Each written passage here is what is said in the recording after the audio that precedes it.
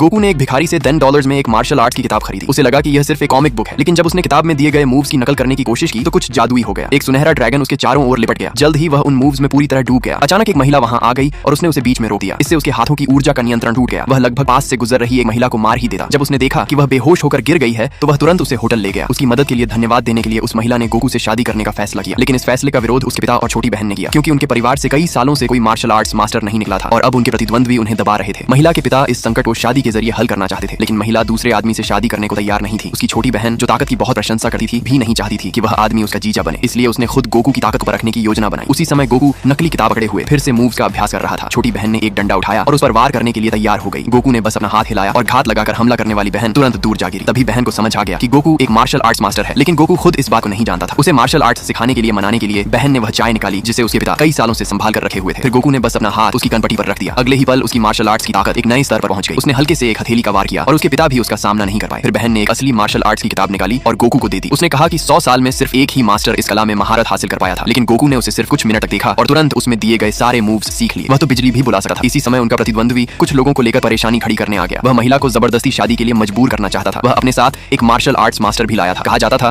कि यह मास्टर तलवार और गोलियों से भी अजेय था। महिला के परिवार में कोई भी उसका मुकाबला नहीं कर सकता था। अब गोकू ही उनकी आखिरी उम्मीद था, लेकिन गोकू ने कहा कि उसे मार्शल आर्ट्स बिल्कुल भी नहीं आती। तब महिला के पिता ने उससे कहा कि बस अपने हाथ यूं ही हिलाओ, फिर कोई भी तुम्हारा मुकाबला नहीं कर पाएगा। उसी समय वह मार्शल आर्ट्स मास्टर बोला कि वह गोकू को 3 चालें चलने का मौका देगा। तब गोकू ने अभी सीखी हुई मार्शल आर्ट्स का इस्तेमाल किया और एक जोरदार मुक्का सीधे उसके सीने पर मार दिया। अगले ही पल वह मार्शल आर्ट्स मास्टर जमीन पर गिर पड़ा। उसे समझ ही नहीं आया कि उसके खिलाफ कौन सी कला इस्तेमाल की गई। यह देखकर प्रतिद्वंद्वी ने पूरी ताकत से गोकू पर मुक्का फेंका। गोकू ने डर के मारे अपने हाथ ऊपर उठाकर बचाव किया, लेकिन आश्चर्य की बात यह थी कि उसने उस हमले को आसानी से रोक लिया।